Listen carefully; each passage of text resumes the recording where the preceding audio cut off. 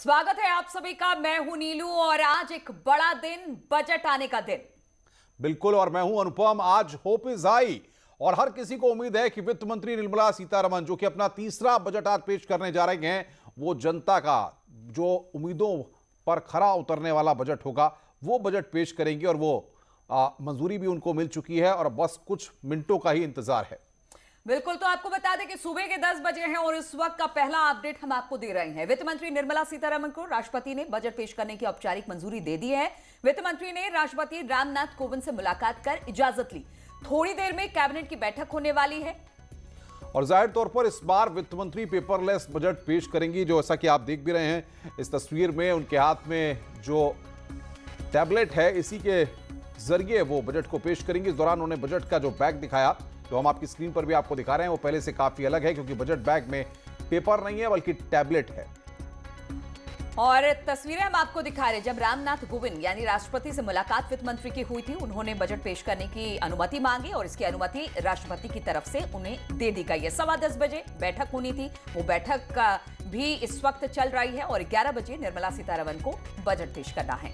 इस बार के बजट भाषण पन्ने पलटते हुए नहीं आपको दिखाई देंगे बल्कि स्लाइड करते हुए पढ़ा जाएगा।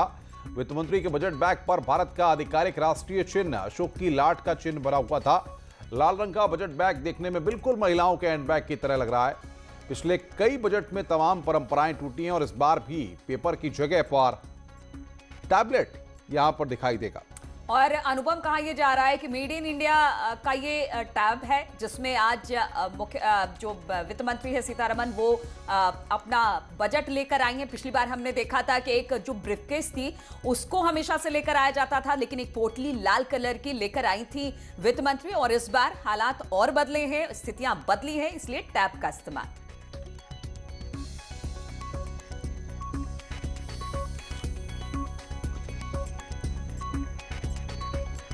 तो नीलू, आज का दिन काफी अहम है और जाहिर तौर पर हमने भी खास तैयारी की है। न्यूज 18 की मेगा कवरेज है जो लगातार शुरू हो चुकी है और बजट भाषण जैसे ही शुरू होगा तमाम दर्शकों को हम वो तस्वीर भी दिखाएंगे और साथ के साथ किस तरीके से आज बजट से पहले वित्त राज्य मंत्री अनुराग ठाकुर ने अपने घर में पूजा की। इसकी शुरुआत उन्होंने की है भगवान हनुमान की पूजा करके।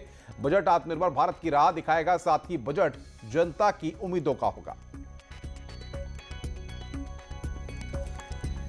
तो ये तस्वीर हम दिखा रहे हैं, पूजा से शुरुआत की है और जाहिर तौर पर ये कहा जाता है कि जब किसी शुभ कार्य की शुरुआत होती है तो पूजा से शुरुआत हुई है। और एक बजट, क्योंकि इतना भारी भरकम बजट है, जाहिर तौर पर पूरे देश का ये बजट है, उसकी शुरुआत यहाँ पर अनुराग ठाकुर ने पूजा से की है। बिल्कुल अनुपम, और पूजा पाठ से किसी भी शुभ कार्य की शुरुआत होती है और शुभ कार्य इसलिए, और बजट भी है, घर का बजट है, देश का बजट है। और कोरोना काल में जिस तरह से अर्थव्यवस्था पटरी से उतर गई थी, वैसे में चुनौतियां बहुत है सरकार के सामने में, इसलिए पूजा पाठ करके जनता को खुश करने के लिए ये बजट पेश होना है। इस सरकार में माननीय वित्त मंत्री जी का ये बजट जनता की उम्मीदों के अनुसार होगा। सबका साथ, सबका विकास, सबका विश्वास मूल मंत्र के साथ चलने वाली मोदी सरकार ने पिछली महामारी के समय भी आत्मनिर्भर पैकेज देकर भारत को एक नई दिशा दी, महामारी से बचाया भी और भारतीय अर्थव्यवस्था को तेजी के साथ पटरी पर भी लाए और मजबूती प्रदान कर रहे हैं। पूर्ण विश्वास है इस बजट में भी हम जनता की उम्मीदों पर खरा उतरेंगे और आत्मनिर्भर भारत बनाने के लिए और विश्व की अग्रणी इकोनॉमीज में एक भारत लगातार आगे बढ़े, इस दिशा में हमारा लगातार प्रयास रहेगा। तो बिल्कुल, देश का आम बजट 2021-22 पेश होने से पहले हम आपको बता दें कि सोमवार को शेयर बाजारों में रौनक रही है। बॉम्बे स्टॉक एक्सचेंज का जो सेंसेक्स था लगभग 400 अंक की बढ़त के साथ खुला है और बताया जा रहा है कि जबकि नेशनल स्टॉक एक्सचेंज निफ्टी पे भी लगातार बढ़त बनी है। तो एक अच्छी खबर। बिल्कुल, देखिए नीलू, सबसे बड़ी बात यहाँ पर यह है कि अगर हम देखें पिछले दिनों से तो लगातार हम देख रहे हैं कि स्टॉक मार्केट की अगर बात करें तो वो आसमान को छू रहा है। 50,000 तक छू के अभी ये लौटा है, 46,600 के ऊपर है। लेकिन सबसे बड़ी बात यह है कि इन सबको देखने के बाद अगर अर्थव्यवस्था को देखें तो अर्थव्यवस्था नेगेटिव में है। यानी कि आप ये देखिए कि जहां शेयर बाजार लगातार उछाल लेता जा रहा है वहीं पर अर्थव्यवस्था में गिरावट देखने को मिल रही है, वहां पर नेगेटिव। अनुपम, एक बात है, जिस तरह से अर्थव्यवस्था में तो गिरावट है, लेकिन जिस तरह से केंद्र सरकार अपनी नीतियों के साथ आगे बढ़ रही है तो कहा जा सकता है कि वो कहीं ना कहीं अच्छा, एक तस्वीर लगातार आ रही है संसद भवन से। ये तस्वीरें हम आपको दिखा रहे हैं। कुछ देर में निर्मला सीतारमण यहां पर बजट पेश करने वाली है। संसद का ये गलियारा है और यहां पर हलचल तेज हो गई है और यहां पर तमाम जो नेता पहुंचने हैं उसकी शुरुआत हो गई है। तो ये संसद भवन का गलियारा जहां पर अब हलचल तेज। और ये अमित शाह जा रहे हैं। इस वक्त तस्वीरें हम आपको दिखा रहे हैं संसद भवन के अंदर अमित शाह पहुंचते हुए, और बस कुछ ही देर में आपको बता दें कि संसद की कार्यवाही शुरू होगी और उसके बाद एक एक करके तमाम पार्टियों के नेता वहां पर पहुंच रहे हैं। तस्वीरें हम आपकी स्क्रीन पर आपको दिखा रहे हैं। तो डॉक्टर हर्षवर्धन को आप देख सकते हैं, ये भी पहुंच चुके हैं संसद भवन और एक एक कर, चूंकि कोविड काल है इसलिए तमाम प्रोटोकॉल के साथ आज बजट पेश किया जा रहा है। तमाम सांसद वहां पर पहुंचने शुरू हो गए हैं। 11 बजे का वक्त निर्धारित किया गया है। इस वक्त खबर अच्छी आई कि जो शेयर मार्केट है खुलते ही उसने उछाल ली, 400 अंक की उछाल पर यह पहुंच गया, जो कि सरकार के लिए अच्छी खबर। और सरकार भी कोशिश यही कर रही है कि जो बातें लोगों तक पहुंचाया जा रहा है वो लोग समझ रहे हैं और इसी समझ के पीछे इस शेयर बाजार को देखा जा रहा है। हालांकि अर्थव्यवस्था वैसी नहीं है जैसी होनी चाहिए। कोविड काल में अर्थव्यवस्था बिल्कुल डिरेल हो गई, लेकिन सरकार की कोशिश, और वो ये तस्वीरें अनुपम उस वक्त की है जब राष्ट्रपति से मुलाकात करने गई थी। और नीलू, सबसे बड़ी बात यह है कि अब जो आम लोग हैं, जिस तरीके से हमारे जो व्यूअर्स हमें देख रहे हैं लगातार न्यूज़ 18 की इस महा कवरेज को, सब ये सोच रहे हैं कि इस बजट में हमारे लिए क्या है। और आम लोगों की यही इच्छा है कि इस बजट को लेकर के, जो सरकार इस बजट को लेकर आ रही है, इस बजट में इनकम टैक्स पेयर्स को लेकर के, हेल्थ सेक्टर को लेकर के कदम उठाए जाए। तो थोड़ी देर में कैबिनेट की बैठक शुरू होनी है, यानी कि 10:15 बजे का वक्त रखा गया है कैबिनेट बैठक के लिए। 11 बजे जो वित्त मंत्री हैं वो अपना बजट पेश करने वाली हैं और तमाम मेहमान अब इस चर्चा में हमारे साथ जुड़ गए। आलोक अवस्थी, प्रवक्ता बीजेपी, राजेश तिवारी, प्रवक्ता कांग्रेस, प्रोफेसर अमिताभ कुंडू, अर्थशास्त्री हैं, सूरज मलिक, टैक्स एक्सपर्ट हैं। तो ये तमाम गेस्ट हमारे साथ इस वक्त हैं। अनुपम, बिल्कुल, हमारे साथ सूरज मलिक जी हैं, टैक्स एक्सपर्ट हैं। पहले उनसे एक रिएक्शन ले लेते हैं। सूरज मलिक जी, आज काफी अहम दिन है और जाहिर तौर पर कुछ ही देर में वित्त मंत्री अपना बजट भाषण पढ़ेंगी भी। क्या लगता है आपको, तमाम जो सेक्टर्स घाटे में हैं, तमाम जो अर्थव्यवस्था को कहा जा रहा है कि ड्रेल हो चुकी है, इस सब को ध्यान में रखते हुए किस तरीके से एक फोकस्ड बजट आज पेश किया जाएगा?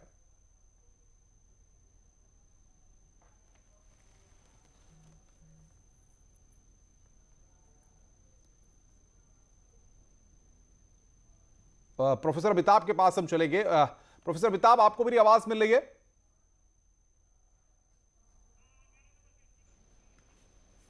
हेलो। नहीं, प्रोफेसर अमिताभ, मेरा सवाल है कि कुछ ही देर में वित्त मंत्री अपना बजट भाषण पढ़ेंगी। क्या लगता है, अर्थव्यवस्था की स्थिति को सुधारने के लिए किस तरीके से फोकस किया जा सकता है? ऐसा लग रहा है, उम्मीद है कि ये बजट जो है ये कोरोना बजट होगा। ये भी कहते हैं कि अगला चुनाव 2024 का वो भी कोरोना चुनाव होने वाला है। लेकिन ये बात सही है कि उम्मीदें बहुत हैं और उस उम्मीदों के बेसिस पर जो शेयर मार्केट जो है वो रिएक्ट किया है। शेयर मार्केट से अर्थव्यवस्था का हालात से बहुत ज्यादा ताल्लुकात नहीं है, ये एक्सपेक्टेशंस पर डिपेंड कर रहा है। लेकिन ये भी सही है कि ग्रीन शूट्स, जो पॉजिटिव सिग्नल्स हमें तीसरे क्वार्टर से आने लगे। अक्टूबर दिसंबर के क्वार्टर और जनवरी से मार्च के क्वार्टर में हमने देखा कि नकारात्मक जो ग्रोथ हो रहा था उसको हमने रोक दिया है। ये वी शेप कर्व की बात है ग्रोथ की, इकोनॉमिक सर्वे में और 4 महीने में चढ़ाव होगा। रूप से ये सिग्नल है हमारा कि नेगेटिव ग्रोथ से 8 या 9% होगा, अब कहते हैं कि 7% पर रुक सकता है। इसका मतलब कुछ सिग्नल है। स्टॉक इस पर रिएक्ट कर रहा है कि डिमांड बढ़ाने के लिए, अर्थव्यवस्था को आगे बढ़ाने के लिए जो का डिमांड उसको बढ़ाने की जाएगी, उसके दिए जाएंगे। ठीक है अमिताभ जी, हम अर्थशास्त्र को भी समझेंगे बजट के और किस तरह से कितना प्रभाव अलग अलग सेक्टर पर इस पर पड़ने वाला है वो भी समझेंगे। आलोक अवस्थी, प्रवक्ता बीजेपी, भी हमारे साथ है। आलोक जी, कोरोना काल में अर्थव्यवस्था बिल्कुल चरमरा गई थी। अब ऐसे में बजट आने वाला है, कोरोना काल के बाद पहला बजट। किस तरह से विश्वास जताएंगे, किस तरह से ये जो बजट होगा वो लोगों से सरोकार रखता होगा?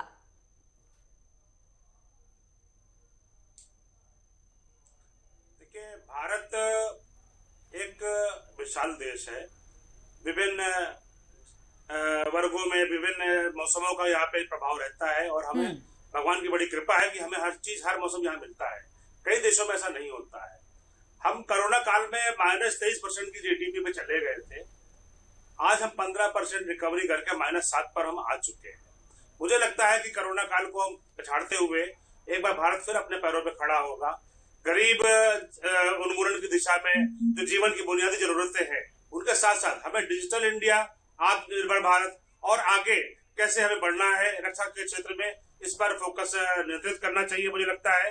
क्योंकि आवास, पानी, स्वच्छता, बिजली, रसोई गैस पूरे परिवार के जीवन की बुनियादी जरूरतें होती है। हम इससे अब आगे बढ़ करके, रोटी कपड़ा मकान से और आगे बढ़ करके हम अब आत्मनिर्भर भारत के लिए भारत को उन्मुख करना चाहते हैं। मुझे लगता है कि हमारे जो वित्त मंत्री जी हैं, हमारे प्रधानमंत्री जी के नेतृत्व में देश एक महाशक्ति की तरफ आगे बढ़ चुका है। और ये बजट जो है उनकी जो भी उनकी सोच है, जो उन्होंने लक्ष्य तय किया है कि भारत को विश्व गुरु बनाना है, इस पर यह बजट मैं आलोक अवस्थी जी आपसे सवाल करता हूं। 11% विकास दर का लक्ष्य रखा गया है, 5 ट्रिलियन की अर्थव्यवस्था की बात हो रही है। सवाल यहां पर ये जो रोडमैप आप दिखा रहे हैं, जो सपने आप देश की जनता को दिखा रहे हैं, उनको पूरा करने के लिए अर्थव्यवस्था का बेहतर होना बहुत जरूरी है, लेकिन ये दिखता नहीं है, नजर नहीं आता है आज की परिस्थिति में।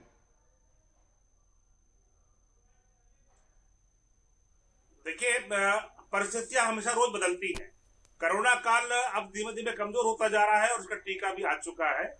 आपने जीएसटी कलेक्शन से आप देश की अर्थव्यवस्था को आंकिए, 1,15,000 करोड़ रुपया जीएसटी का कलेक्शन बढ़ा है, ये की कभी नहीं था। कोरोना काल से पहले भी 1,15,000 करोड़ तक हम नहीं पहुंचे थे। ये देश की बड़ी उपलब्धता है। बिल्कुल, कुछ तस्वीरें भी हमारे पास आ रही हैं। अनुराग ठाकुर और निर्मला सीतारमण यहां पर संसद भवन के अंदर जाते हुए, उससे पहले यहां पर वो फोटो सेशन हो रहा है, वो बता भी रही। राजेश तिवारी हमारे साथ कांग्रेस के प्रवक्ता बने हुए हैं, उनसे एक रिएक्शन लेते हैं। राजेश तिवारी जी, कांग्रेस किस तरीके से देखती है? सरकार की उम्मीदें बहुत ज्यादा हैं, सरकार बहुत ज्यादा सपने दिखा रही है कि आगे आने वाले वक्त में इस तरीके का व्यवस्था बनने वाली है कि 11% विकास दर का लक्ष्य रखा गया है। आपको क्या लगता है?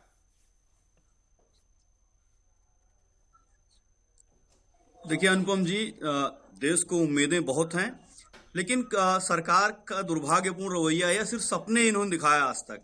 जो 20 रिकवरी की बात कर रहे हैं, 11% रिकवरी की बात कर रहे हैं, 8% जीडीपी घटती है और 3% बढ़ती है पिछले 2 साल में।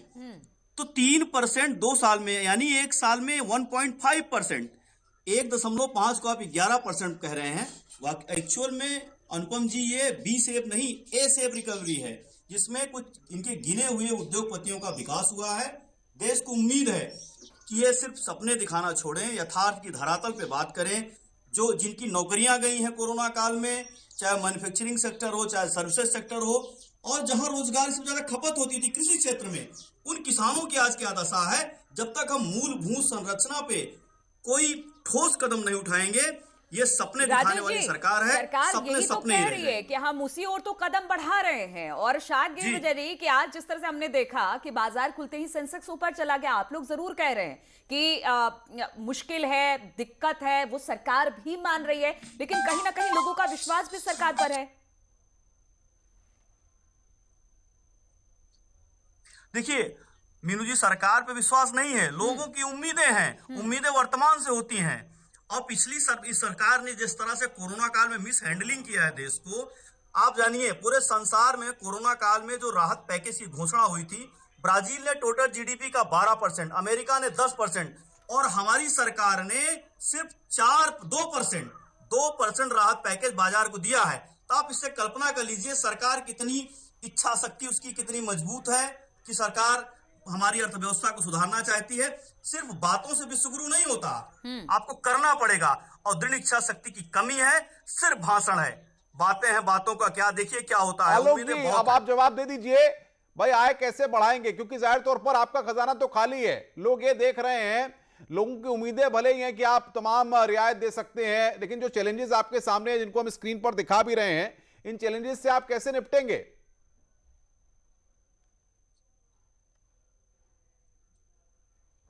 भारत एक विकासशील देश है।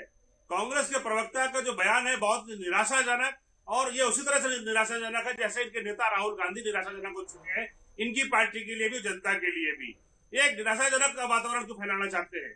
देश आगे बढ़ रहा है। देश, आप देखा होगा कोरोना काल में हमारे देश की एक बड़ी जनसंख्या है जिसको कि सारी विभिषिकाओं का कहाँ कोरोना काल में कितने मजदूर रोड पे मरे, आप कैसी बात कर रहे हैं आलोक जी? दिया है जो कि हमारा देश अफोर्ड नहीं कर सकता था। आलोक जी कैसी बात कर रहे हैं आप? और उसके साथ साथ अभी तक रोड पे खून के धब्बे धुले नहीं है अप्रवासी मजदूरों के। आज हमारे हवाई जहाज जो तेजस बन रहा है वो विदेशों में निर्यात होने की कगार पर खड़ा सिर्फ हुआ है। भाषण में, सिर्फ भाषण में वो विदेशों को निर्यात किए जाएंगे, सिर्फ भाषण में। ये निराशाजनक भाषण जो है कांग्रेस का, इन्हें सोचना चाहिए जब कभी भी इनको सरकार अपनाने का मौका नहीं मिलेगा, क्योंकि निराशाजनक वातावरण और 3 महीने में अक्टूबर से लेकर दिसंबर तक 1 करोड़ नरेंद्र मोदी के नेतृत्व में देश एकजुट है।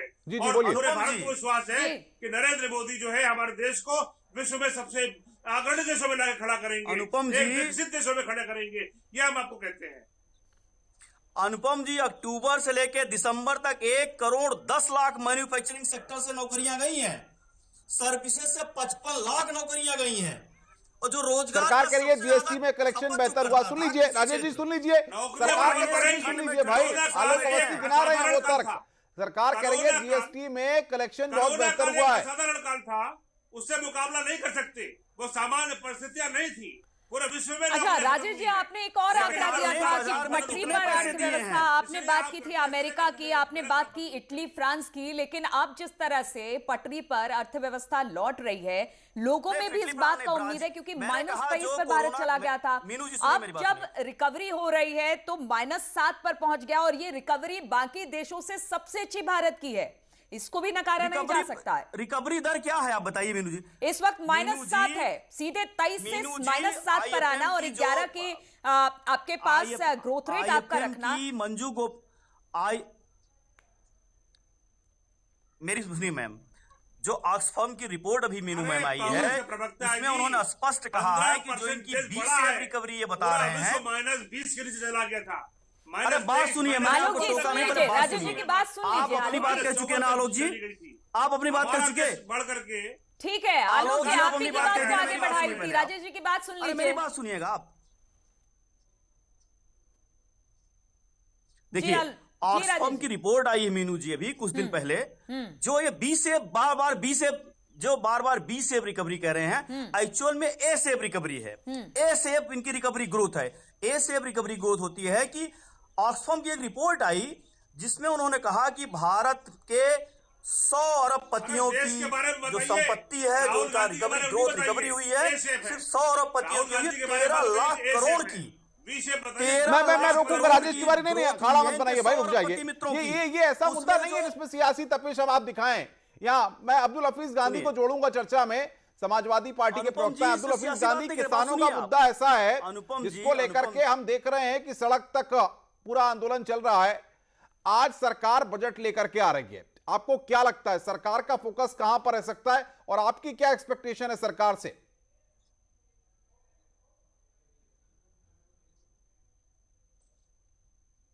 जो है प्रो फार्मर होना चाहिए। आज सरकार ने यह कहा था कि वो फार्मर्स की इनकम को 2022 तक डबल करेंगे। अगर वो डबल करना चाहते हैं तो अभी तक जो एग्रीकल्चर ग्रोथ रेट होना चाहिए था वो 10% होना चाहिए था, लेकिन ये बड़े अफसोस की बात है कि एग्रीकल्चर ग्रोथ रेट 2.9% है, और 2.9% एग्रीकल्चर ग्रोथ रेट से आप फार्मर्स की इनकम 2022 तक डबल नहीं कर सकते। तो हम तो यही चाहेंगे कि ये बजट प्रो फार्मर हो, प्रो पुअर हो, प्रो एग्रीकल्चर हो, और ज्यादा से ज्यादा सहूलत हमारे रूरल इंफ्रास्ट्रक्चर का जो रूरल सेक्टर है उसको सरकार को देनी चाहिए। और हम ये भी चाहेंगे कि कोरोना काल में जो मिडिल क्लास बहुत ज्यादा अफेक्ट हुआ है, ये बजट में कुछ रियायतें मिडिल क्लास को भी अगर सरकार दे तो बहुत अच्छा होगा। हमारी ये भी मांग है कि जनमानस को फ्री कोविड वैक्सीन की हम मांग करते हैं कि सरकार फ्री कोविड वैक्सीन की घोषणा करे, ताकि जो है जन जन तक जो है फ्री कोविड वैक्सीन पहुंचे। हम ये भी चाहेंगे कि बजट फ्री वैक्सीन की बात, इस पर भी हम चर्चा को आगे बढ़ाएंगे, लेकिन कुलदीप सिंह धालीवाल, चेयरमैन किसान गुरुकुल एग्रो, भी हमारे साथ जुड़ गए हैं। कुलदीप जी, किसानों का मुद्दा हमेशा से बहुत ज्यादा सामने देखने को मिला है, और किसान लगातार अपनी मांगों के साथ हमने देखा पिछले कई दिनों से धरने पर बैठे हैं। किसानों का यह कहना है कि सरकार किसानों के लिए काम नहीं कर रही है, किसानों को वो सब नहीं दे रही जो किसानों को चाहिए। अब ये बजट आने वाला है, कितनी उम्मीदें किसान फ्रेटर्निटी को इसको लेकर?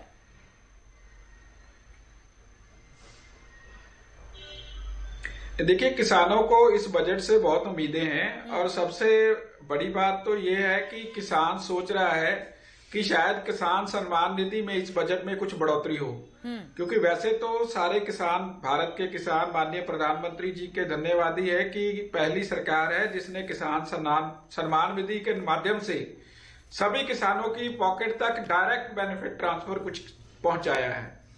लेकिन उसमें कुछ बढ़ेगा, ये उम्मीदें हैं सभी किसानों को।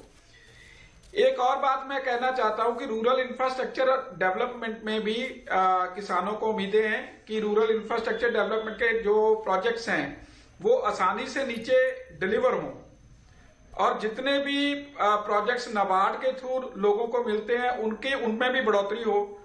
कृषि ऋण जो हैं, जो पहले 15 लाख करोड़ तक के होते थे, उनमें भी बढ़ोतरी हो।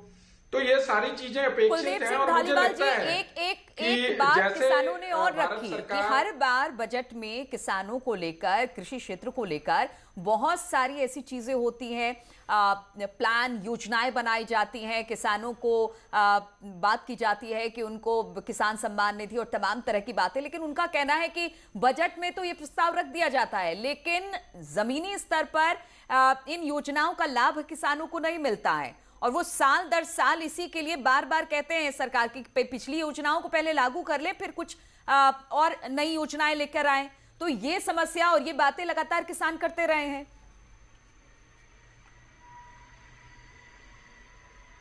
नहीं, आपकी बात बिल्कुल ठीक है, क्योंकि डिलीवरी जो है ग्राउंड लेवल पे बहुत सारी स्कीमों की नहीं होती। जैसे फार्मर प्रोड्यूसर ऑर्गेनाइजेशन और सेल्फ हेल्प ग्रुप्स को हम लोग डील करते हैं, तो फार्मर प्रोड्यूसर ऑर्गेनाइजेशंस को भी बहुत सारी अपेक्षाएं हैं, अभी सेल्फ हेल्प ग्रुप्स को भी अपेक्षाएं हैं कि जो स्कीमें सरकार ने बनाई हैं उनके लिए वो नीचे डिलीवरेबल हो। बैंक से जब वो अपनी कोई फाइनेंशियल हेल्प लेने जाएं तो उन्हें प्रायोरिटी पे वो चीजें मिले। जैसे मैन्युफैक्चरिंग सेक्टर में प्रायोरिटी मिलती है, अगर आपको कोई भी चीज बनानी है, अगर आप मैन्युफैक्चरिंग कोई फैक्ट्री लगाने जाते हो तो बैंक आपको सारा आंखों पे बिठा लेता है। लेकिन अगर किसान कोई एफपीओ के माध्यम से, कोई प्रोड्यूसर कंपनी के माध्यम से, कोई सेल्फ हेल्प ग्रुप के माध्यम से अगर बैंक से फाइनेंशियल मदद लेने जाता है तो उसके लिए बैंक का जो नजरिया होता है। धारीवाल साहब, सवाल यहाँ पर के सरकार, तस्वीरें भी हमारे पास आ गई। प्रधानमंत्री नरेंद्र मोदी यहाँ पर पहुंचे हैं, ये सीधी तस्वीरें इस वक्त आपकी स्क्रीन पर। बस कुछ ही मिनटों का इंतजार है और उसके बाद देश का बजट सबके सामने होगा। बिल्कुल, कैबिनेट की बैठक होनी है। प्रधानमंत्री मोदी संसद के गलियारे से होते हुए अब वहां पर पहुंच गए हैं। 11 बजे बजट भी पेश करना है और इसको लेकर अब जो तमाम सांसद हैं इस वक्त आप प्रधानमंत्री को देख रहे हैं, संसद के गलियारे से गुजरते हुए यहां पर पहुंचे हैं। कैबिनेट की बैठक होने वाली है, उसमें भी हिस्सा लेंगे और इसके बाद 11 बजे वित्त मंत्री निर्मला सीतारमण बजट पेश करने वाली है। तो तस्वीरें सीधे संसद। बिल्कुल नीरू, एक आंकड़ा मैं देना चाहूंगा। मनमोहन सरकार में किसानों की जो मासिक आमदनी थी वो 6,426 थी और मोदी सरकार में किसानों की मासिक आमदनी 8,931, यानी कि पिछले 6 सालों में 2,505 रुपए की बढ़ोतरी हुई है। प्रोफेसर अमिताभ कुड़ू हमारे साथ अर्थशास्त्री बने हुए हैं, उनके पास चलेंगे, उनसे समझेंगे। अब कुछ ही मिनटों के बाद प्रोफेसर अमिताभ, बजट आने वाला है, जो सेक्टर्स घाटे में हैं उनको भी उबारना है, अर्थव्यवस्था का बेहतर प्रोजेक्शन भी करना है, ये सारे दबाव सरकार के ऊपर होंगे इस बजट को तैयार करने से पहले।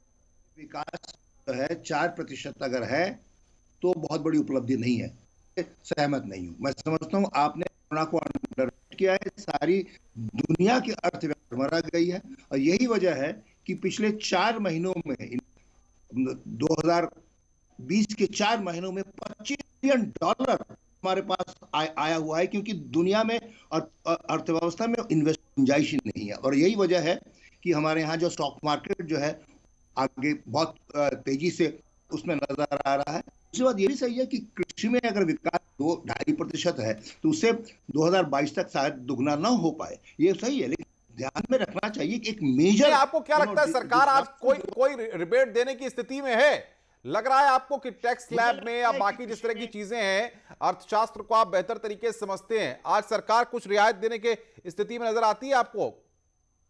मुझे लगता है कि मध्यम वर्ग का जो डिमांड सपोर्ट मिला है, जो के पीरियड में वो फोर्स्ड, वो रुका हुआ था, वो बाहर आएगी। लेकिन अगर सारी एम्फेसिस इसी पे रहा कि मिडिल क्लास को हम देते रहे, हमारे पास पैसे नहीं हो पाएंगे। इसलिए मुझे लगता है कि स्टॉक मार्केट में जो उछाल आया है उससे कुछ हमें पैसा इकट्ठा चाहिए, एमएसएमई को प्रमोट करना पड़ेगा। और सबसे बड़ी बात यह है स्ट्रक्चरल डेवलपमेंट ऐसे हो कि हम जो प्रेजेंट क्रॉपिंग व्हीट हम 10 मिलियन टन बिल्कुल अमिताभ जी, इसी पर एक सवाल है आपसे कि बात हम चाइना की करते हैं और हम ये भी कहते हैं कि आत्मनिर्भर भारत बनने के लिए हमें अपने इंफ्रास्ट्रक्चर को भी मजबूत करना पड़ेगा।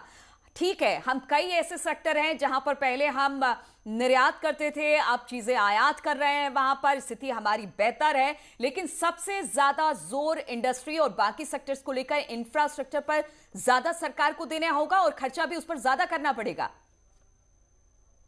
ये बिल्कुल सही कह रहे हैं आप। अगर हमारा वैसे सिर्फ कंजम्पशन एक्सपेंडिचर को बढ़ाने का है सरकार का और हाउस होल्ड, तो ये ग्रोथ रेट जो है 8-10 महीने तक चल पाए। जब कभी हमने कैपिटल एक्सपेंडिचर को कम किया है, इन्वेस्टमेंट को कम किया है, एमएसएमई को प्रमोट कर सकता है, कृषि में इंफ्रास्ट्रक्चर की आवश्यकता है। बिल्कुल हम आएंगे आपके पास। प्रधानमंत्री नरेंद्र मोदी भी संसद भवन पहुंच चुके हैं और कुछ ही देर में कुछ और तस्वीरें भी आएंगी। बहरहाल हम सीधे रुख करेंगे औद्योगिक नगरी कानपुर का, जहां पर अमित गंजू हमारे संवाददाता है, उनके साथ देश का युवा है और देश का युवा क्या चाहता है ये जानना और समझना बेहद जरूरी है। नीलू, अमित बताइए, आप देश का युवा क्या चाहता है? आज वित्त मंत्री के पिटारे से देश के युवा के लिए क्या होना चाहिए?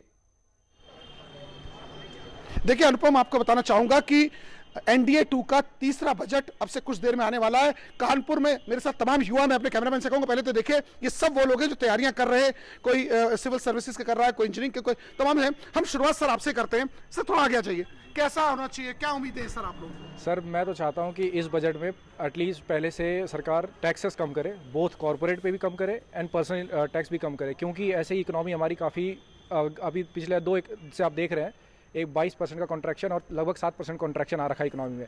उसको रिवाइव करने के लिए ज़रूरी है कि लोगों के हाथ में पैसा हो, और लोगों के हाथ में पैसा तभी आएगा जब उनके पास पैसा सरकार टैक्स कम करे, क्योंकि नौकरियां हैं नहीं, नौकरियां ऐसी कम हो रखी हैं, तनख्वाह लोगों की कम हो रखी हैं, तो डिस्पोजल इनकम बढ़ाई जाए और कंपनीज का भी कॉर्पोरेट टैक्स कम किया जाए, सो दैट वो इंसेंटिवाइज हो लोगों को नौकरियां देने के लिए। तो मेरा तो मेन काम इसी पे है। तो सर आप बताइए, आप ऐसे क्योंकि तैयारी कर रहे हैं, क्या कहेंगे सर आप? Sir as a student I want to tell regarding the education. Actually सरकार को 2-3 काम बहुत पहले कर देने चाहिए, तो और इस बजट में जरूर उनको नोटिस करना चाहिए। पहले क्या है, एजुकेशन लोन या 14% कर रखा है इंटरेस्ट कर रखा है, उसको कम करना चाहिए, उसमें कुछ रिलैक्सेशन देनी चाहिए। बिकॉज पेंडेमिक के दौरान बहुत ज़्यादा डिमांडेड आई है कि एजुकेशन लोन पे इंटरेस्ट जो है कम होना चाहिए। दूसरा क्या है, एनईपी ये लोग लाए हैं, तो एनईपी का कोई ब्लूप्रिंट तैयार नहीं करा, कोई बताया नहीं है, तो उसके लिए फंड एलोकेट करने चाहिए ताकि उसको जो ठीक तरीके से ज़मीन पे आ सके। तीसरा क्या है कि बहुत सारे जो एजुकेशनल इंस्टीट्यूट हैं वो बंद हो गए, क्यों? Due to the fund, lack of fund नहीं है उनके पास, तो दे कैन सर्वाइव। तो सरकार को उनको चलिए आप तक आते हैं। सर आपसे आप बताइए क्या कहेंगे, क्योंकि देखिए आप स्टूडेंट भी और किसान परिवार से भी, क्या कहेंगे सर आप? सर मेरा यही कहना है कि जो खाद और बीज के प्राइजेस हैं वो बढ़ रहे हैं कंटिन्यूसली, तो उनको कम करना चाहिए। और जो हमारे ट्यूबवेल हैं जैसे और डीजल डीजल के प्राइस जो हाइक हो रहे हैं, पर उनमें कमी आनी चाहिए। और जो प्राइजेस हैं क्या कहते हैं एमएसपी के, वो बढ़ने चाहिए। जैसे जो एक्सपर्ट हमारे साथ हैं और लगातार वो बजट को लेकर के जिस तरह की बातें चल रही हैं उस पर भी नजर बनाए हुए। सूरज मलिक साहब, अलग अलग उत्तर प्रदेश के कोने कोने से, उत्तराखंड से, देश भर के कोने कोने से तमाम रिएक्शंस हमारे मिल रहे हैं और आपने भी ये रिएक्शंस सुने। क्या कहेंगे आप, लोगों के एक्सपेक्टेशंस जो हैं उस पर कितना सरकार कदम उठा सकती है, कितना फुलफिल कर सकती है? अच्छा, इसके साथ एक और सवाल सूरज जी जोड़ना चाहूंगी अनुपम के सवाल के साथ कि सरकार लोन देने की बात करती है। अभी एक स्टूडेंट ने कहा भी कि लोन की जो दरें हैं बहुत ज्यादा महंगी है। ऐसे में कैसे एक युवा हो या फिर कोई टैक्स जो लोन उठाता है, अगर वो किसी कामकाज के लिए लोन उठाता है, वो वहां पर से अगर बाजार अगर अच्छा ना होगा तो फिर वो लोन चुकता कैसे करेगा? तो ये तमाम बातें हैं जो लोगों के जहन में है। सूरज मलिक साहब,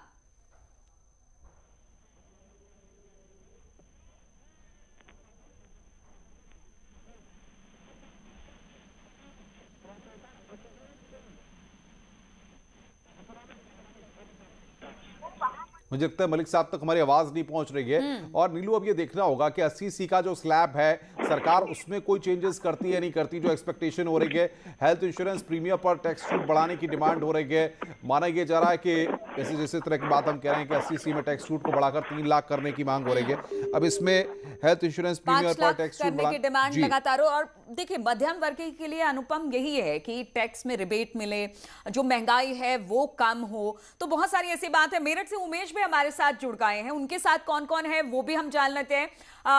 उमेश, मेरठ की जनता क्या कह रही है इस बजट को लेके? क्योंकि अर्थव्यवस्था थोड़ी डिरेल हुई है, नौकरी चाकरी चली गई है, लेकिन अभी भी लोगों को विश्वास है कि इकोनॉमी फिर से बूस्ट अप करेगी और कहीं ना कहीं रोजी रोजगार तमाम सेक्टर को इस बजट से बूस्ट अप मिलने वाला है।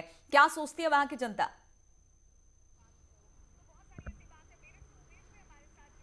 जी हाँ, देखिए, आज देश का बजट है, आज आम बजट है। लोगों को खासी उम्मीदें हैं, खासतौर से चिकित्सा, शिक्षा, स्वास्थ्य, जवान, किसान, इन सब पर फोकस होना चाहिए बजट। और लोगों को उम्मीद है कि ये बजट बैलेंस बजट होगा। हमारे साथ प्रोफेसर अतिवीर सिंह जी मौजूद हैं, जो इकोनॉमिस्ट हैं। सर, ये बताइए, बजट कैसा होना चाहिए और आप क्या उम्मीदें लगाए हुए हैं?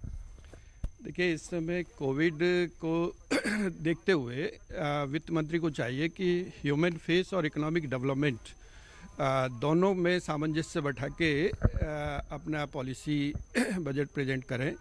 इस समय सबसे ज़्यादा ज़रूरी है अर्थव्यवस्था में मांग में जो कमी आई है उस कमी को पूरा करने के लिए सरकार अपनी खर्च को बढ़ाने पे फोकस करे। और ऐसी का खर्च बढ़ाने में भी इस बात का ध्यान रखना चाहिए कि जो गुणात्मक व्यय है उस पर फोकस होना चाहिए सरकार का। पर्टिकुलरली एजुकेशन, हेल्थ और रूरल डेवलपमेंट, ये 3 सेक्टर ऐसे हैं जिन पर इस समय बहुत ज़्यादा खर्च करने की सरकार को ज़रूरत है। इनफॉर्मल सेक्टर में सबसे ज़्यादा प्रभाव कोविड महामारी का पड़ा है। बहुत सारे जो युवक हैं जो जिनसे रोजगार छिन गया है वो अपेक्षा बिल्कुल। उमेश, ये समझिए आप कि अर्थव्यवस्था के जो 3 पिलर होते हैं, कंजप्शन की बात होती है, इन्वेस्टमेंट की बात होती है और एक्सपोर्ट की बात होती है, और ये तीनों ही पिलर इस समय कमजोर स्थिति में है। ऐसे में इससे उबारने के लिए कौन सा बूस्टर डोज सरकार ला सकती है?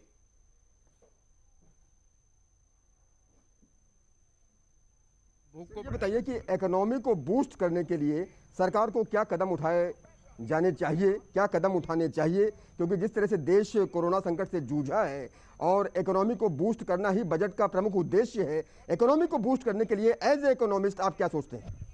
इस समय सबसे ज़्यादा ज़रूरत है कि सरकार अपने व्यय को बढ़ाए।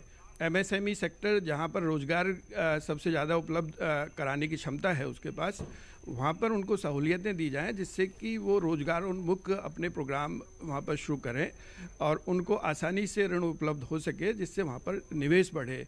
और जब वहाँ लोगों को रोजगार बिल्कुल हम आएंगे उमेश आपके पास। इकोनॉमिस्ट आपके साथ थे। तमाम फैक्ट्स नीलू उन्होंने जो रखे हैं, जाहिर तौर पर अब सरकार ने इन चीजों का अध्ययन जरूर किया होगा बजट को बनाने से, तैयार करने से पहले, और आज देखना भी होगा। आलोक अवस्थी जी भी हमारे साथ हैं और कांग्रेस के नेता एक बार, लेकिन उनसे पहले सूरज मलिक टैक्स एक्सपर्ट है, थोड़ा उनसे सवाल ले लेते हैं अनुपम, उसके बाद उनके पास चलेंगे।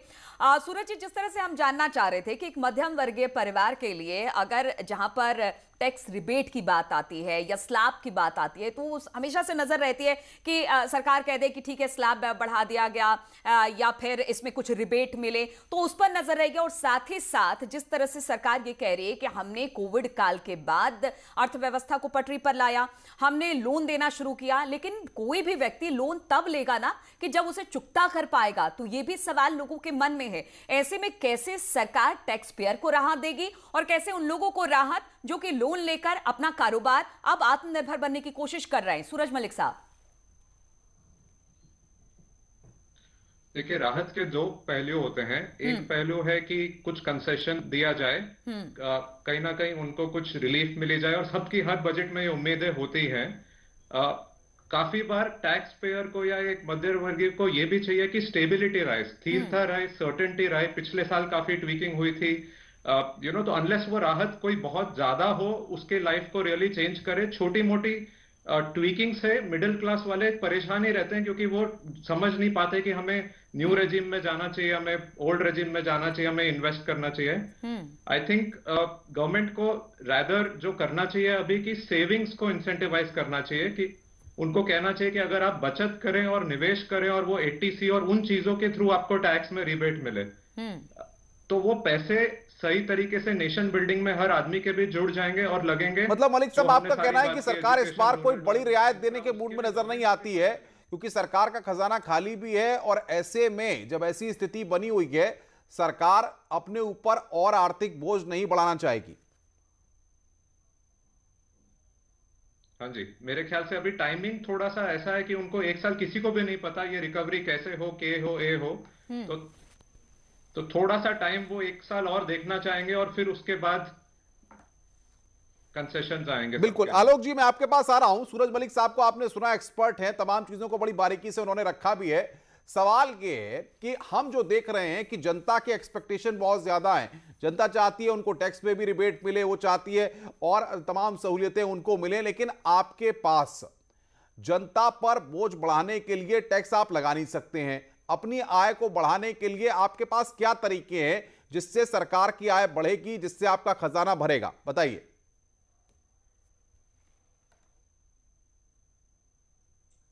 देखिए, सरकार का खजाना तभी बढ़ेगा जब व्यापार बढ़ेगा। सरकार ने जो 20 लाख करोड़ रुपए देश में डाले हैं देश के विकास के लिए, इंफ्रास्ट्रक्चर के लिए, और एमएसएमई सेक्टर को जो लोन उपलब्ध कराए हैं, जिसके माध्यम से एमएसएमई सेक्टर ने आलोक जी, हम लाने की बात कर रहे हैं, डालने की बात नहीं कर रहे हैं। अनुपम ने पूछा हम किस तरह से अपना खजाना भरेंगे, सरकार कैसे अपना खजाना भरेगी? भाई, आरबीआई से 45,000 करोड़ की आप बात कर रहे हैं, ऐसे में तो सरकार कर्ज में और डूब जाएगी। राजकोषीय घाटा वैसे ही बहुत बड़ा हुआ है। देखिए अनुपम जी, मुझे लगता है कि हमें थोड़ा सा धैर्य रखना चाहिए। अभी मुश्किल से आधे घंटे बाद सूखी रोटी खाना भी मुश्किल है। जो आत्महत्या कर रहे हैं उनके लिए व्यवस्था होनी चाहिए इस बजट में कि प्रतिमाह उनको जब तक फिर से अपने बहाल न हो जाए, पहुंच न जाए वहाँ, तब तक उनके लिए रोजी रोटी की व्यवस्था होनी चाहिए कि नहीं होती। दुनिया के दूसरे देश कर रहे हैं, ये देखना कुछ नहीं करेंगे। जीवन सबसे पहले होता है, बाद की चीज़ें सेकेंडरी होती हैं। प्रायोरिटी हमें तय करनी होगी कि हमें व्यक्तियों का जीवन बचाना है या लग्जरी आइटम्स में खर्च करना पैसे। Let us see what happens in the budget. Thank you sir, thank you sir. तो रामगोपाल यादव को हम सुन रहे थे, उन्होंने कहा कि लग्जरी नहीं चाहिए, हमें तो रोटी भी मिल जाए तो बहुत है, और सरकार को इसी पर ध्यान देना होगा। तो सबकी अपनी अपनी राय, सबकी अपनी अपनी एक्सपेक्टेशन। आलोक जी, आप बता रहे थे कि किस तरह से खजाना भरा जाएगा।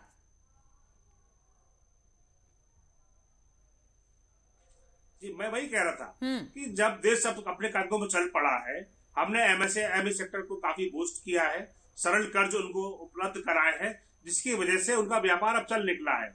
आप उसका उदाहरण नहीं तो आपको मार्केट भी तो देना पड़ेगा। ठीक है, आपने लोन दे दिया, आपने कारोबार करने, लेकिन मार्केट भी बुरी तरह से क्रैश हुआ कोरोना काल में, ये आप मानते हैं। तो एक मार्केट, नौकरियां गई, बड़ी संख्या में नौकरियां बिल्कुल, इंफ्रास्ट्रक्चर भी आपको मजबूत करने की जरूरत होगी, तब तो कोई अगर लोन लेता है उसे चुकता करना होगा। उसको नहीं उस बिल्कुल ठीक कह रही हैं आप, लेकिन देखिए मार्केट क्रैश हुआ है तो ये पूरे विश्व में हुआ है, खाली भारत में नहीं हुआ है। जो परिस्थितियां उत्पन्न थी उसमें हमें लोगों की जान बचाना सबसे महत्वपूर्ण था, इसलिए लॉकडाउन लगाया गया था। और लॉकडाउन का प्रभाव तो निश्चित रूप से पड़ा ही है देश के ऊपर, ये सबने देखा है।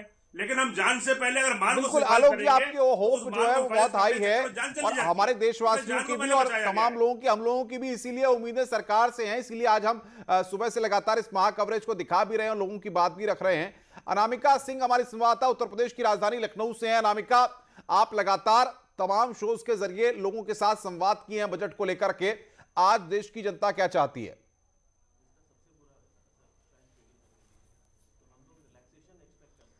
और देखिए अनुपम, वैसे तो इस बजट पर पूरे देश की निगाहें हैं, लेकिन अगर उत्तर प्रदेश की बात करें और उत्तर प्रदेश के अलग अलग वर्गों की बात करें तो अलग अलग बिजनेस से जुड़े हुए लोग हमारे साथ यहाँ पे जुड़े हुए हैं, जो सबसे ज्यादा प्रभावित भी हुए कोरोना काल में, और अब सबसे ज्यादा इनको उम्मीद भी है इस बजट से कि अब जब ये बजट आएगा तो इनके अच्छे दिन आएंगे। सर, मैं शुरुआत आप ही से करूंगी। किस डिपार्टमेंट से जुड़े हुए हैं आप, और आपके विभाग के अकॉर्डिंग क्या लगता है आपको कि क्या आज होना चाहिए बजट में? मैं उत्तर प्रदेश आदर्श व्यापार मंडल का प्रदेश उपाध्यक्ष हूँ और मेरा फूड प्रोडक्शन का काम है। तो ये तो कोरोना काल में पूरा जो है व्यापार तबाह रहा है, अभी भी ये तबाह है। तो सबसे बड़ी जो चाहत है इस समय, मैं सिर्फ एक अपने लिए नहीं बोल रहा हूँ, पूरे देश के लिए, ये सबसे पहले इनकम टैक्स स्लैब जो है वो पूरी तरह से 7.5 लाख फ्री करना चाहिए। ये बहुत बड़ी मांग है, क्योंकि जब ये फ्री करेंगे तो उससे सबसे बड़ा फ़ायदा एक आम आदमी का जो है वो 10 से 12 हज़ार रुपये बचेगा और वो पैसा मार्केट में कहीं ना कहीं इन्वेस्ट करेगा, मार्केट में आएगा, हमारी ग्रोथ बढ़ेगी। दूसरा जो है इतनी सारी भी ठीक है सर, जल्दी से आप बता दीजिए क्या चाहते हैं आपके इस बार के बजट में, खास क्या हुआ? देखिए, इस बार के बजट में चाहते ये हैं कि पिछली बार जो सरकार ने 5 लाख रुपए का इनकम टैक्स में जो छूट दी थी, बाद में पता चला कि 2.5 लाख रुपए तक, जैसे ही 5 लाख रुपए से 1 रुपये भी ऊपर जाएगा तो 2.5 लाख रुपए से कैलकुलेशन शुरू हो जाएगी। तो हम इस बार ये उम्मीद करते हैं कम से कम बिल्कुल क्लीन 5 लाख रुपए तक की इनकम टैक्स में छूट हो। सर आप बता दीजिए क्या हो आज के बजट में? ई कॉमर्स के लिए पॉलिसी लाई जाए, जीएसटी के को सरल किया जाए, व्यापारियों के लिए आसान ऋण योजना लाई जाए और कहीं ना कहीं एमएसएमई सेक्टर को, भारत के उद्योगों को मजबूत करने के लिए कुछ नई नीति और मजबूती से लाई जाए और व्यापारियों के लिए विशेष राहत पैकेज की घोषणा उत्तर प्रदेश आदर्श व्यापार मंडल मांग करता है। के लिए विशेष राहत की पैकेज की घोषणा की जाए। सर आप बताइए क्या होना चाहिए आज के बजट में जिससे इस कोरोना काल के संकट से गुजर रहे लोगों को राहत मिले? मेरे हिसाब से मनी की लिक्विडिटी इंडक्ट करना इकोनॉमी में बहुत ज़्यादा ज़रूरी है, क्योंकि जब तक एक ईज्ड आउट मनी लोगों को अवेलेबल नहीं होगा तब तक मार्केट की ग्रोथ असंभव है। ठीक है सर, डिमांड बढ़ाने की बात की जा रही है यहाँ पर कि डिमांड बढ़ेगी तो उसके बाद इसका जो प्रोडक्शन है वो भी बढ़ेगा और लोगों को उससे राहत मिलेगी। आप बताइए क्या चाहते हैं? टैक्सेशन के रिफॉर्म से काफ़ी राहत हम लोगों को मिल सकती है। दूसरा ये है, एक तो इनकम टैक्स में रिबेट मिलना चाहिए। तीसरा जो जीएसटी में टैक्सेशन की अनामिका, लोगों की अपनी एक्सपेक्टेशंस है। अब कुछ ही मिनटों का इंतजार है नीलू, उसके बाद जो है मुझे लगता है कि ये सारे सवालों के जवाब जो हम लगातार चर्चा कर रहे हैं, सवालों के जवाब मिल जाएंगे और जो भी उम्मीदें हैं उस उम्मीद पर सरकार इस बजट के जरिए कितनी खरी उतरती है वो भी। गिरिराज सिंह ने भी इस पर कुछ कहा, ये सुनते हैं उनको। प्रधानमंत्री नरेंद्र मोदी ने देश को कई नई दिशा देने का काम किया।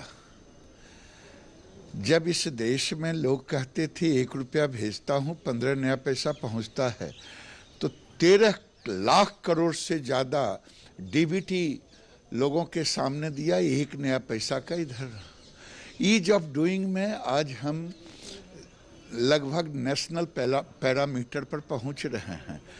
पेपरलेस, आज निर्मला जी का ये बजट मोदी के उन नीतियों को सामने लाएगा जो उनका उद्देश्य। डिपार्टमेंट में पेपरलेस चल रहे हैं, पहले फाइलें जाती थी, अब फाइलें नहीं जाती है, अब कंप्यूटर से होता है। तो ये एक मोदी की सोच की एक परिलक्षण है। बिल्कुल। तो आज जिस तरीके से नीलू हम देख रहे हैं कि जो रिएक्शंस भी सामने आ रहे हैं और तमाम लोग जो हमारे साथ बने हुए हैं कि खपत और निवेश का जो दोहरा इंजन है उसको सरकार कैसे दुरुस्त करती है, ये एक महत्वपूर्ण बात होगी। और जितने भी हमने चाहे मंत्री हो या बीजेपी के नेता हो, सबकी एक ही बात सुनी और सुबह अनुराग ठाकुर को भी सुन रही थी। उन्होंने कहा बिल्कुल जनता के हिसाब से ये बजट होगा और जनता के ने जिस तरह से सोचा था उसी पर ये खरा उतरता होगा ये बजट, लेकिन वो तो बाद में पता चलेगा। प्रोफेसर अमिताभ कुंडू भी हमारे साथ है। प्रोफेसर अमिताभ कुंडू, अगर बात की जाए ग्रोथ रेट की बात की जा रही थी तो एक आंकड़ा मेरे पास है। आईएमएफ ने माना है कि ट्रैक पर भारत है, चाइना से बेहतर इकोनॉमी होगी 2021-22 में भारत की, लेकिन लगता है क्या अभी की स्थिति को देखते हुए?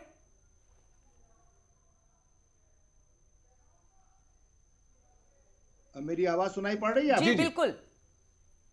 मैं समझता हूं कि ये असेसमेंट बिल्कुल सही है। इस समय ग्लोबली भारत की स्थिति जो है चाइना से और बहुत सारे दूसरे देशों की तुलना में अच्छी है, लेकिन एक बात सब लोगों ने कहा कि डिमांड को बढ़ाना चाहिए और डिमांड जो है मध्यम वर्ग के पास है, इसलिए सारी टैक्स की छूट देनी चाहिए। लेकिन ये सवाल आप लोगों ने रेज किया है, अगर इतनी सारी छूट दे दी जाएगी तो एमएसएमई को प्रमोट करने के लिए, इंफ्रास्ट्रक्चर इन्वेस्टमेंट के लिए, एग्रीकल्चर सेक्टर में रिफॉर्म लाने के लिए, मार्केट ओरिएंटेड प्रोडक्शन करने के लिए एग्रीकल्चर में हमारे पास पैसे कहां से आएंगे? मुझे लगता है कि थोड़ी सी इसको ध्यान में तो अमिताभ जी, क्या हम इसको इस तरह से माने कि अगर सरकार को कुछ कड़े कदम उठाने हैं कि तमाम सेक्टर्स को आगे लेकर जाना है, इकोनॉमी को बेहतर करना है, तो कुछ कड़े कदम सरकार को उठाने होंगे और जिस तरह के रिबेट की हम उम्मीद कर रहे हैं वो नहीं मिल पाएगी हमें अभी फिलहाल? तो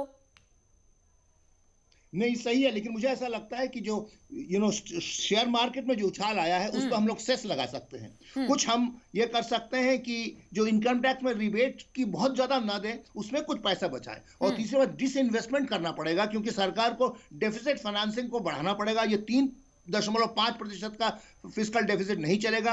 5 या 6% हो तो कोई बात नहीं, थोड़ा सा इन्फ्लेशन रहेगा, लेकिन लॉन्ग टर्म इन्वेस्टमेंट करना पड़ेगा। लेकिन सवाल ये है अमिताभ जी कि निजी खपत को हम नहीं बढ़ा पा रहे हैं। सरकार जो है अपनी आय के साधनों को नहीं बढ़ा पा रही है, कर्ज सरकार पर बढ़ता जा रहा है। ऐसे में कैसे उम्मीद लगाई जाए कि हम 11% विकास दर का जो लक्ष्य सरकार बता रही है उसको तय करना है, 5 ट्रिलियन की अर्थव्यवस्था की जो बात हो रही है, सरकार उस लक्ष्य को पालेगी? 11% का रियल ग्रोथ रेट कोई ज्यादा नहीं है, क्योंकि सिर्फ 2 साल में 4% की बात हो रही है। मुझे लगता है निश्चित रूप से इकोनॉमी उसको अचीव कर पाएगी, लेकिन लॉन्ग टर्म में अगर 2-3 साल को देखें तो निश्चित रूप से अगर हमने कैपिटल एक्सपेंडिचर को कम किया, जिसमें मल्टीप्लायर इफेक्ट 2.5 होता है, अगर कंजम्पशन एक्सपेंडिचर को बढ़ाए तो 1 ही मल्टीप्लायर इफेक्ट होता है। हमें यह ध्यान में रखना पड़ेगा। बिल्कुल बिल्कुल। अमिताभ जी, एक सवाल और, चूंकि आप इस पर बातचीत ही हो रही है, अमिताभ जी एक सवाल और, कौन सा ऐसा सेक्टर है जो कि इस वक्त इकोनॉमी को बूस्ट कर सकता है?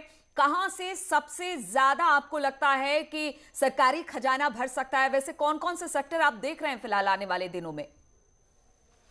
मुझे लगता है कि जो कंज्यूमर ड्यूरेबल सेक्टर है, जिसमें जो डिमांड काफी महीनों से पेंडिंग पड़ा हुआ था, उसमें इन एनी केस उछाल आने वाला है। वहां पर बहुत ज्यादा टैक्स कंसेशन की जरूरत नहीं है। दूसरी बात, जैसा मैंने बताया कि शेयर मार्केट में जो उछाल आया है उसको कैश करना पड़ेगा, उसमें हम रिस्क लगा के कुछ पैसे ले आए, डिसइन्वेस्टमेंट कीजिए और फिस्कल डेफिसिट को बढ़ाइए। इसमें कंजर्वेटिज्म की जरूरत नहीं है, 3.5 रखने की जरूरत नहीं है।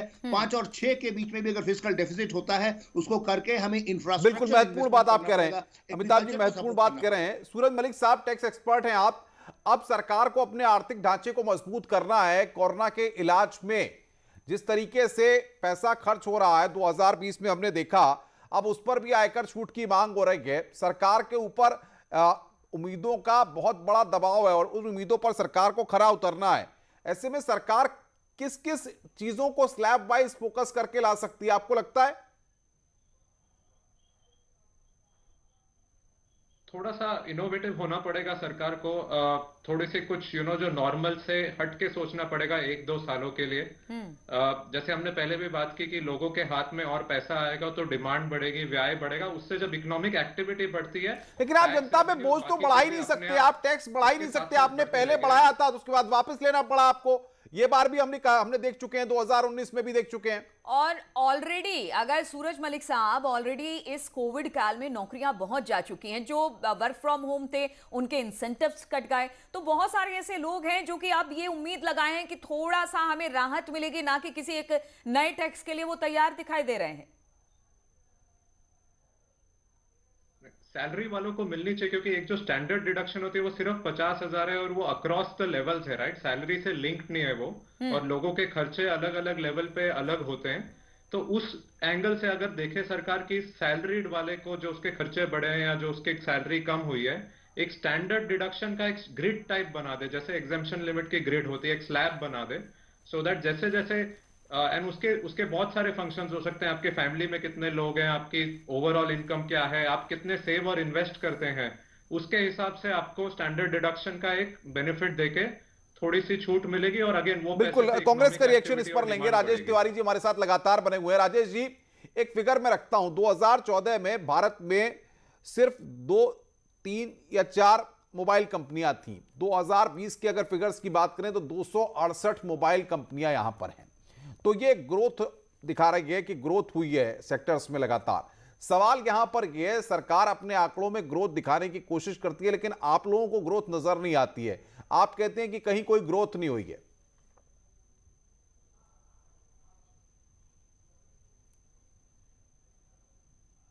अवध के एक बहुत बड़े शायर थे अदम गोंडवी साहब, उनका एक शेर था कि तुम्हारी फाइलों में गांव का मौसम गुलाबी है, तुम्हारी सब बातें झूठी हैं, ये सब दावा किताबी है।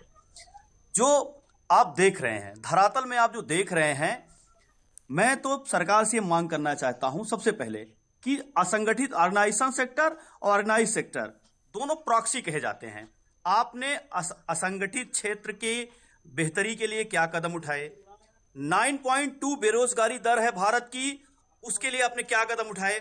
आप वादा करके आलोक आए अवस्थी थे कि जवाब हर देंगे, साल लेकिन मैं एक 2 आंकड़ा करोड़ बता दूं नौकरियां आपको, देंगे। उन आपके नौकरियों को समय क्या में हुआ? किसानों की जो मासिक आमदनी थी 6,436 रुपए थी, अब मोदी सरकार में 8,931 रुपए इजाफा हुआ है। अनुपम जी मुझे पूरा कर लेट मी फिनिश नाउ।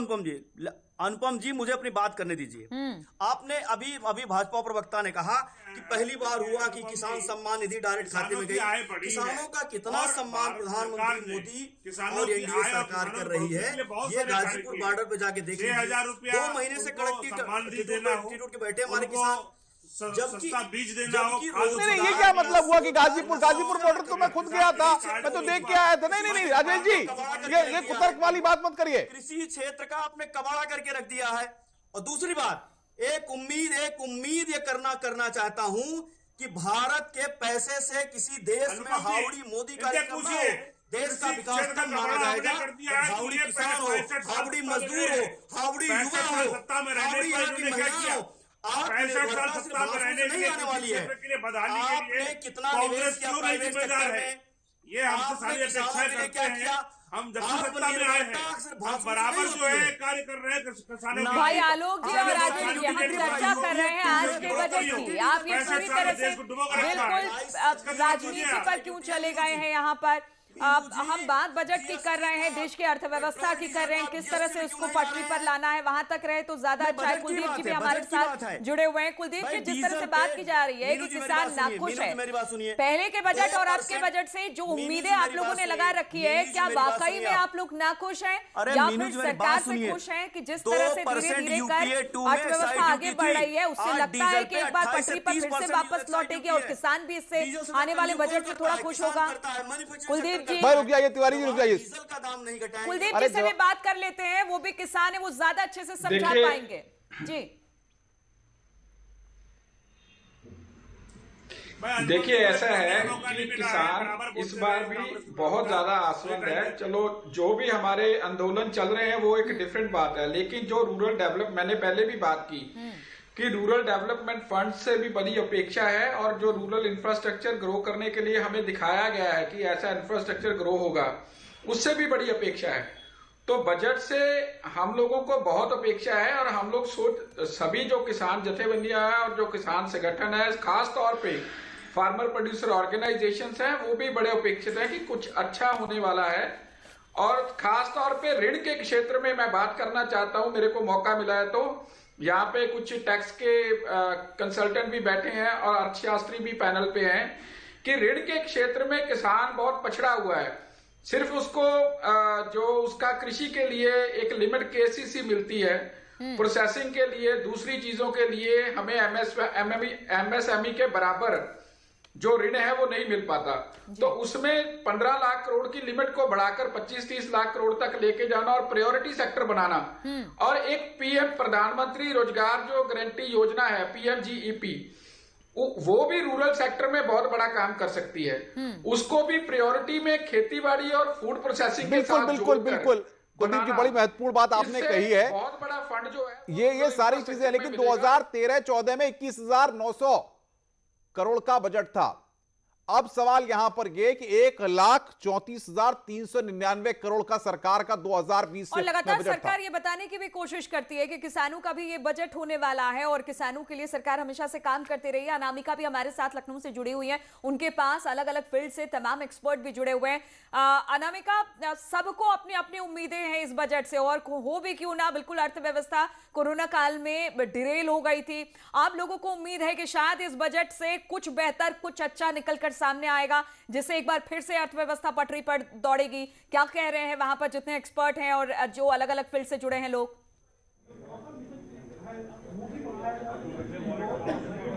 देखिए नीलू, वैसे तो हर साल सरकार का ये की रिस्पॉन्सिबिलिटी होती है, और आपने देखा भी होगा कि बजट में कुछ वर्गों को विशेष फोकस किया जाता है कि इस बार किसानों के लिए या नौजवानों के लिए या रोजगार पे हम फोकस कर रहे हैं। लेकिन इस बार हालात ऐसे हैं कि हर सेक्टर प्रभावित हुआ है, और इसीलिए देख सकते हैं आप कि जितने भी लोग हैं, अलग अलग बिजनेस कम्युनिटी से जुड़े हुए लोग हैं, और हर किसी का बिजनेस या हर किसी का व्यापार इस बीच बहुत ज्यादा डमाडोल रहा है। और यही वजह है कि इस बार हर वर्ग को उम्मीद है।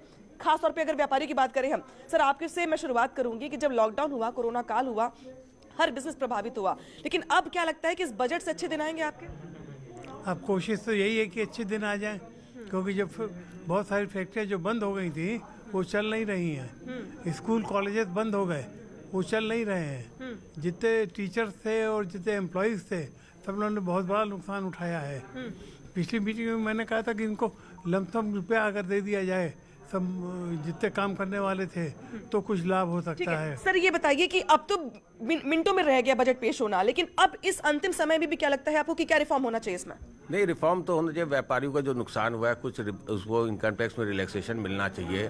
कुछ व्यापारियों को थोड़ा सा फंड अलग से विदाउट इंटरेस्ट अगर बैंक दे दे तो हम लोग का थोड़ा सा व्यापार फिर से आगे बढ़ सकता है। जो वसूली हम लोग की निकाल रहे हैं जीएसटी पे वसूली है वो थोड़ी सी कम कर दे, उसको रिलैक्स कर दे थोड़ा सा। क्या लगता है क्या होगा खजाने में आपके लिए? उम्मीद तो बहुत है, आता क्या है मालूम पड़ेगा आधी घंटे के अंदर। उम्मीद में क्या है ऐसा कि ये हो जाए तो फिर बेहतर हो जाए? उम्मीद में तो सरलता सबसे ज़रूरी है। जिस तरीके से जीएसटी का इम्प्लीमेंट हुआ, हम लोगों का काफ़ी एरर हुआ है रिटर्न्स में, और उसको लेके अधिकारी भी कंफ्यूज रहे, हम लोग भी कंफ्यूज रहे हैं। उसको लेके काफ़ी पेनाल्टियाँ लग रही हैं, काफ़ी लेट फी लग रही है, उन सबको माफ़ किया जाना चाहिए जीएसटी में। ठीक है सर, आप बताइए, आप कुछ नोट करके भी लाए हैं? मैडम, कॉर्पोरेट टैक्स जो है उसी के बराबर हम लोगों का भी स्लैब होना चाहिए, जिससे जो है हम लोग उनके उसको बीट कर सके मार्केट के हिसाब से। दूसरी चीज़, वेयर हाउसिंग इंडस्ट्रीज जो चल रही है हम लोगों की, उसमें जो सर्विस टैक्स पड़ता था यानी जीएसटी है उसका स्लैब कम होना चाहिए। 18% आज स्लैब पड़ रहा है। अगर आप 1 लाख रुपए, मैं अनामिका आऊंगा आपके पास, आगे भी हमारे साथ आलोक अवस्थी बने हुए। आलोक जी, आप सुन भी रहे होंगे और जाहिर तौर पर सरकार पॉजिटिव होप के साथ इन सारी चीजों को लेकर के अपना बजट भी रखने जा रही है।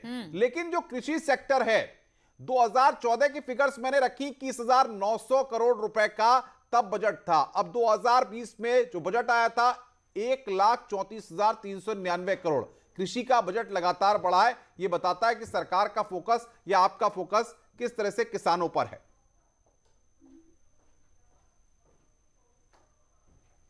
देखिए, किसान अगर नहीं बढ़ेगा तो देश नहीं बढ़ेगा। देश का अधिकांश तबका आज भी 50% से ऊपर जो है किसान है।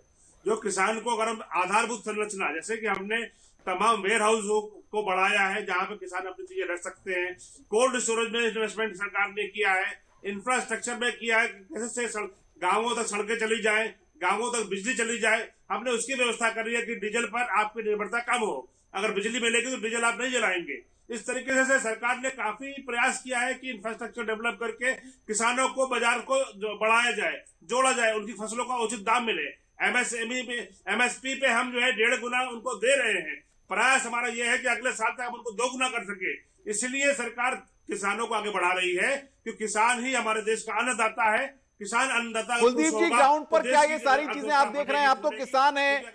कुलदीप जी, जो आलोक अवस्थी गिना रहे हैं, बाकायदा आप नोट भी कर रहे होंगे इन चीजों को, क्या लग रहा है आपको ये वाकई में सच्चाई है?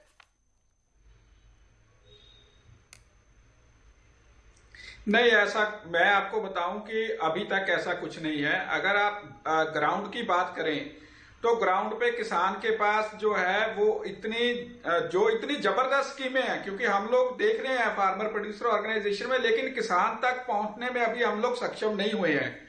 इसीलिए वो कई जो आंदोलन में भी आप देख रहे हो, हम बड़ी बड़ी बातें कर रहे हैं, लेकिन किसान कह रहा है मेरे पास चीजें नहीं पहुंची। बिल्कुल कुलदीप जी, ये सवाल मैंने आपसे किया था, इसलिए आलोक जी से भी ये सवाल करना बनता है। आलोक जी, हम बराबर यही कह रहे हैं, ठीक है योजनाएं बहुत बनती हैं, बजट में हर बार प्रावधान रहता है कि किसानों के लिए इतना अलॉट किया गया है, ये योजनाएं की गई हैं, लेकिन जमीनी हकीकत बिल्कुल परे है। किसान लगातार यही कहते हैं कि जो योजनाएं हमारे लिए वो हम तक तो पहुंच ही नहीं रही है। तो ऐसे में ये भी तो देखना होगा कि जो योजनाएं आप चला रहे हैं, जो अनुदान आप किसानों को दे रहे हैं, जो उनकी बेहतरी के लिए काम कर रहे हैं, वो तो उनके घर तक पहुंच जाए। बिल्कुल, तब तो आप उन पे विश्वास जगा सकेंगे। मीनू जी, अभी तो उन्होंने 20 लाख करोड़ दिया था। जो कह रहे हैं उसमें कहीं कुछ हद तक सत्यता भी है, लेकिन 65 वर्षों तक कांग्रेस ने शासन किया इस देश में। अगर आज किसानों की बदहाली के लिए जिम्मेदार पूर्णतः कांग्रेस जिम्मेदार। आरोप प्रत्यारोप से कुछ हल नहीं निकला। नहीं तिवारी जी, आप उनका गला पकड़िए, ये आपका गला पकड़े, इससे हल नहीं निकलना। अब्दुल हफीज गांधी किसानों को सियासत का मुद्दा क्यों बना रहे हैं साहब? लगता है कुछ दिक्कत आ रही है, कुछ दिक्कत आ रही है। में जोड़ा जाए, कैसे मुख्यधारा में ला करके हम किसानों को जो है। नीरू, बस चंद मिनटों का इंतजार है, हम रोकेंगे सबको इस वक्त, चंद मिनटों का इंतजार है और आपके सामने देश का बजट आने वाला। नीरू, वो तस्वीर आने वाली है कुछ ही मिनटों में। न्यूज 18 की ये महा कवरेज लगातार जारी है, हम आपको कुछ ही मिनटों में बजट भाषण सुनवाने वाले हैं। आप कहीं मत जाइए, बने रहिए हमारे साथ। हम बजट भाषण लगातार आपको सुनवाएंगे कि देश के बजट में वित्त मंत्री निर्मला सीतारमण जो कि अपना तीसरा बजट पेश करने जा रही हैं अब से बस कुछ मिनटों के बाद, उनके पिटारे में क्या होने वाला है और अर्थव्यवस्था की बेहतर और सबसे बड़ी बात है पेपरलेस, यानी कि जिस तरह से कोरोना काल में डिजिटली हम बहुत मजबूत हुए हैं, उसी को एक कदम और बढ़ाते हुए पेपरलेस इस बार टैब लेकर पहुंची है। मेड इन इंडिया टैब है और इसी से आज यहां पर जो वित्त मंत्री है वो आज यहां से बजट पेश करने वाली है, जो अपने आप में बड़ी बात है। और अगर निर्मला सीतारमण